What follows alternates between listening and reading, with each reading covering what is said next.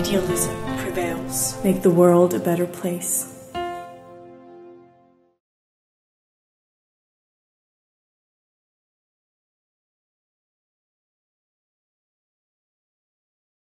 Hello and welcome to our podcast here at YPAC. The summer of 2023 is almost over, so today we will analyze what's happened during the last 2 to 3 months in and around the war in Ukraine. For that, I welcome, as always, Professor Gerhard Mangott, political scientist at the University of Innsbruck. Good morning. Good morning. It seems that the Ukrainian counteroffensive is finally getting traction. Last weekend, there were news of a major breakthrough near Verbove in the south, so they can subsequently reach the important supply hub of Tokmak. How is the overall situation and how much time does the Ukraine have approximately before the autumn weather is kicking in? Well, the Ukrainian offensive started at the beginning of June, and for a very long time it seemed that Ukraine will not be able to reach the ambitious goals of taking the city of Melitopol in the region of Zaporizhia and move further on to the coast of the Azov Sea. But in the last 3 weeks, Ukraine has made some territorial gains, has broken through a Russian defense line at the villages of Robotine and now Verbovie.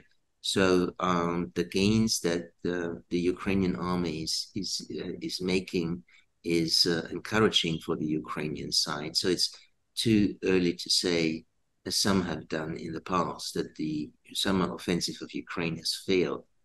What is to add more is that besides the gains at the front lines, the Ukrainian army has been able to destroy very high-value targets of the Russian army far behind the front lines, particularly on the peninsula of Crimea.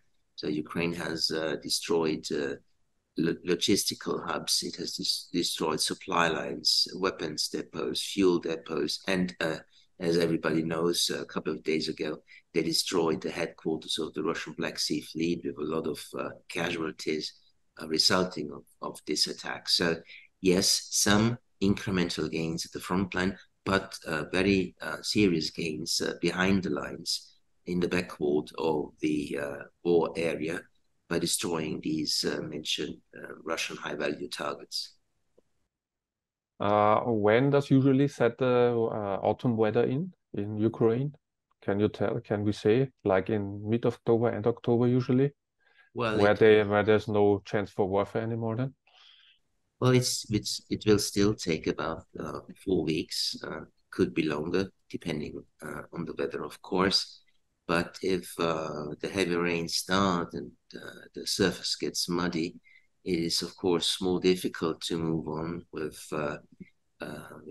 not just with the infantry, but more importantly, with the heavy hardware that Ukraine has gained from Western countries, armed vehicles, tanks, of course, and so this and heavy artillery. So when this Rasputitsa sets in and the surface gets muddy, it will definitely mean that the onward march of the Ukrainian army will be more difficult and will slow down.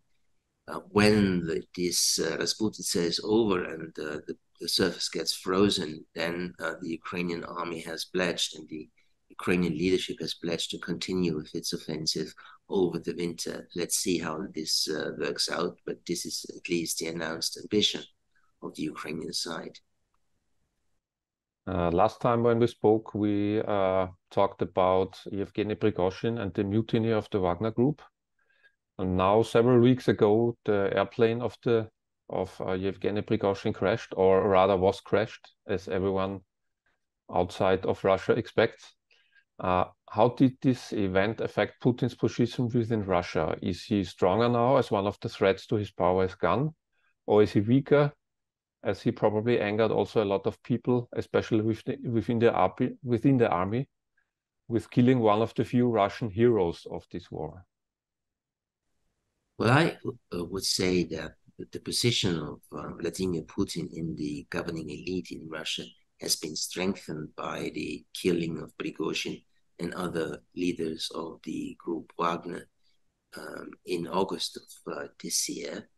You know, the mutiny on June the 23rd has indicated that Putin has had a partial loss of control.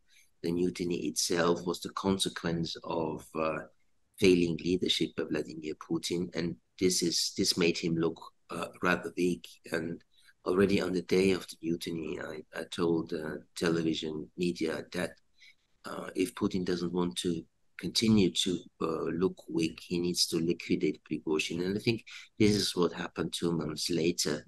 So Prigozhin is out. Putin's position that traitors need to be punished has been implemented again. Putin had been asked in 2018 in a television interview if he could forgive certain deeds, and he said yes, but not one deed, namely treason. And obviously, in the case of Prigozhin, he actually made true what he had announced in that interview. It's also been a sign to the other members of the Russian elite, telling them, showing them that if you actually try to weaken my position, if you oppose my policy lines, then I can take you out, meaning I can actually really kill you. And that is also a message we need to take into account that has been sent by the killing of Prigozhin. However, this new stability of Putin's position can evaporate quite quickly if the war goes on in Ukraine in a disastrous manner for the Russian side. But for now, at least, I think that Putin has made clear that he is in control and nobody can actually oppose him without being punished.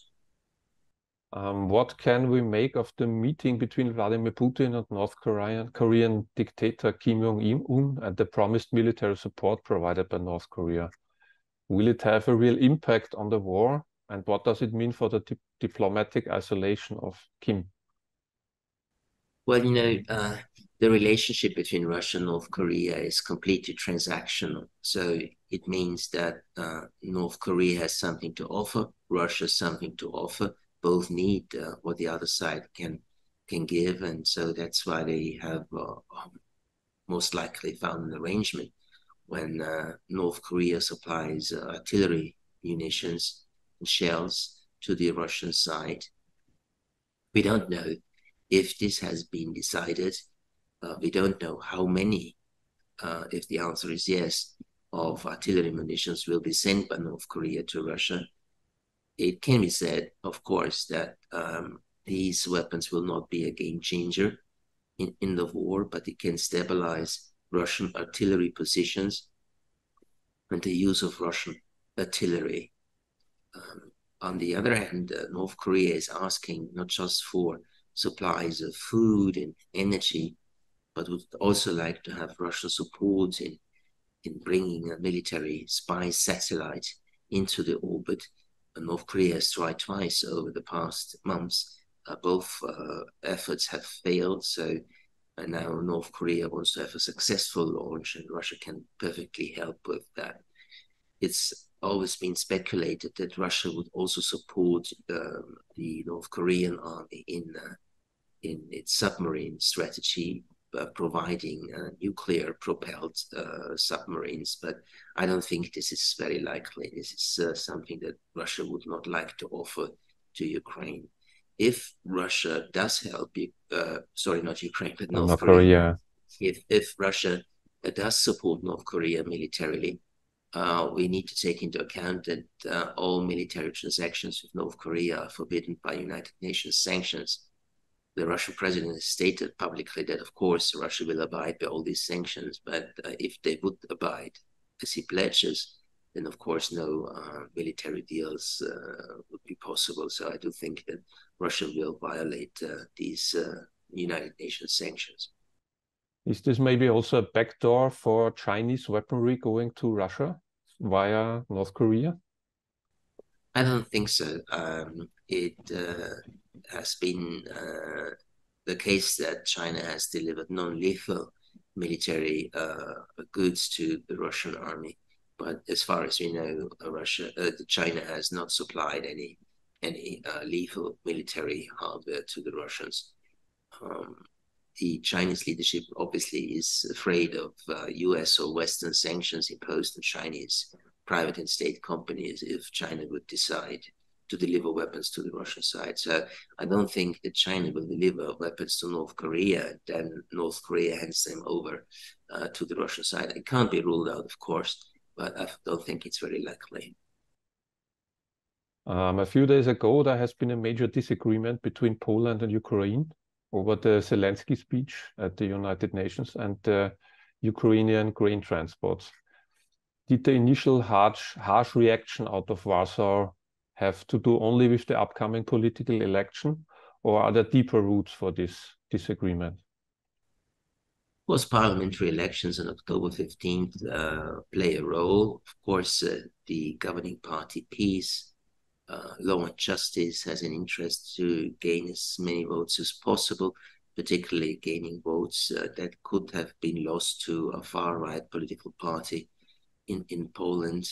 And of course, this ruling party, Peace, needs the support of the Polish farmers. So yes, this decision by Poland, like the decision by the Hungarian government, has been a reaction to the oversupply of Ukrainian grain to these national markets, but in the case of Poland, also with the elections that will take place in a couple of weeks. Still, the tone that was used between the two capitals was surprising. Not so much the Polish wording, but that Ukraine actually responded to the decision by Poland and Hungary to prohibit grain imports from Ukraine by telling them Ukraine would sue them at the World Trade Organization, was indeed surprising, because Poland, not Hungary, but Poland has been a very staunch supporter of the Ukrainian side, and Poland has also tried to put pressure on other Western governments to deliver more and more complex weaponry. So Polish support has been very, very strong. In addition, Poland has taken in a lot of Ukrainian refugees. So it was surprising that the Ukrainian side immediately responded with this threat to bring Poland before the WTO court. And I think that Ukraine needs to take care that its public wordings and its demands do not overstretch Western patience and Western readiness to support Ukraine. Already at the NATO Vilnius summit in July of this year, the former British Prime Minister Ben Wallace said, confronted with demands by the Ukrainian side for more weaponry, by saying, we are not Amazon. Okay. Several weeks ago at the G20 summit in India, the participants couldn't find common ground in condemning the Russian attack on Ukraine. In fact, it was said that it was quite a heated debate before the final declaration was published. So how united is the world really against Russia? Well, there's no global isolation of Russia. Of course, Russia is isolated politically and diplomatically by all Western countries, the global West, so to speak.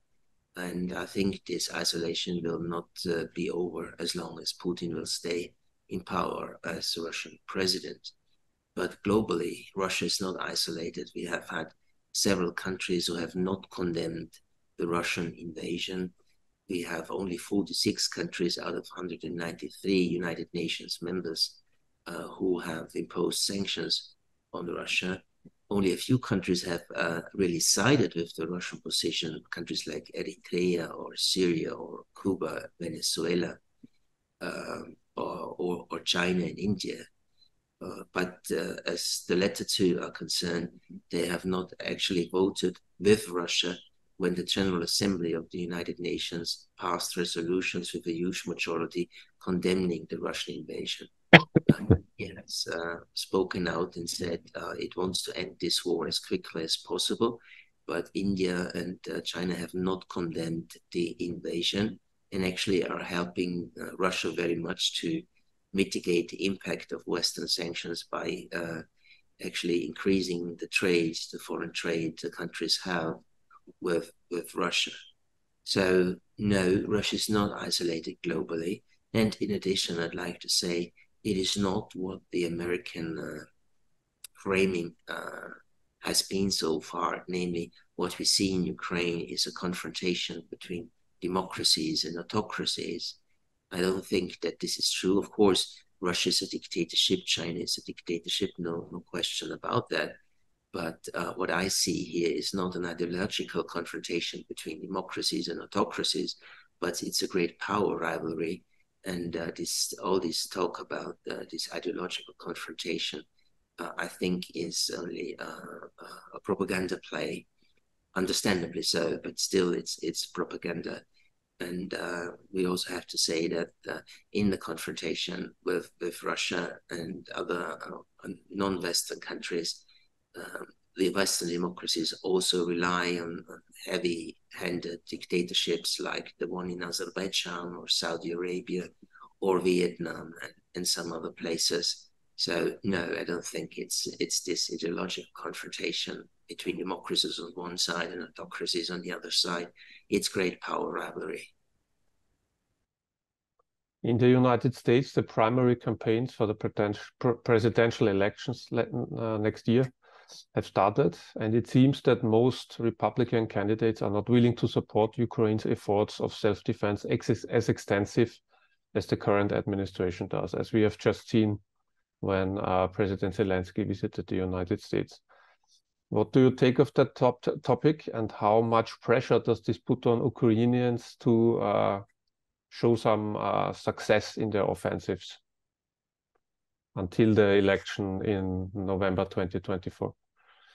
Well, it seems that the mood in Washington has changed considerably. It is Republican presidential candidates dominating the opinion polls who argue that the United States should not provide any more funding to Ukraine, no military assistance, no economic and financial assistance, and no humanitarian assistance. And according to some polls, a majority of the United States people is opposing further aid to Ukraine. Allegedly 55% are opposing it.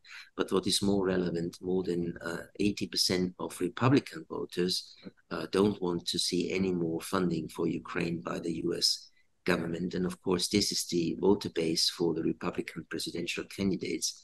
And so they are responding to a certain extent to the mood among the Republican voters. What is more, in the United States House of Representatives, where the Republicans hold a majority, a very thin majority, a minority of the Republican deputies, the so-called Freedom Caucus, a right-wing faction of the Republican Party, is clearly opposing any more funding.